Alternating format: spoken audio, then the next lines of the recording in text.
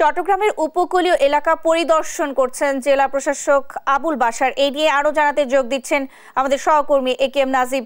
নাজিব, চট্টগ্রামে রেমালের প্রভাব কেমন পড়ছে আর জেলা প্রশাসনের পক্ষ থেকে বা কি কি উদ্যোগ নেওয়া হয়েছে আমাদের জানাবেন।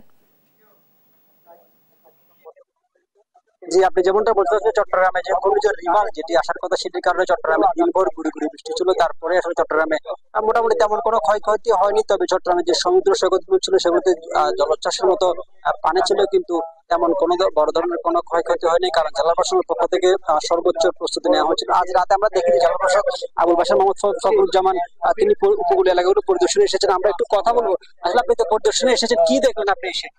জি, আমরা বর্তমানে এখন যেখানে অবস্থান করছি এটি চট্টগ্রাম মহানগরের আপনার যেন পতেঙ্গা সমুদ্র সৈকত তীরবর্তী এর পাশেই আকমল আলী ঘাট। এই আকমল আলী ঘাটে এখানে জেলে পল্লীতে প্রায় ২৫০০ এখানে জেলে পরিবার এখানে বসবাস করে। এর মধ্যে আমরা উল্লেখযোগ্য প্রায় ২০০০-এরও বেশি জেলেকে আমরা ইভাকুয়েট করেছি।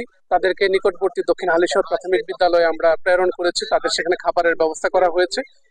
আর কিছু জেলে এখানে বর্তমানে অবস্থান করছেন, তাদের চাল, তাদের নৌকা যেগুলো রয়েছে সেগুলো নিরাপদ আশ্রয়ে তাদের নিয়ে যাওয়ার জন্য।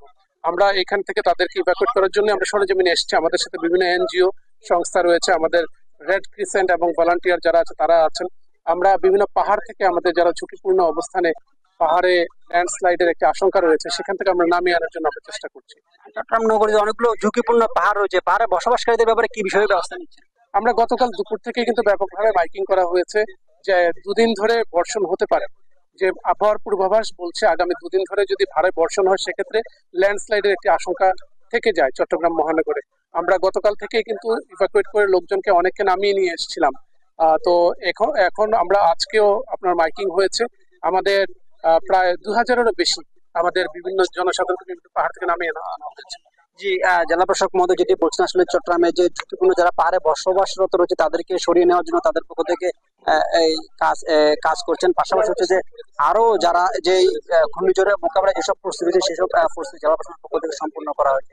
এই ছিল আমার কাছে থাকা সর্বশেষ।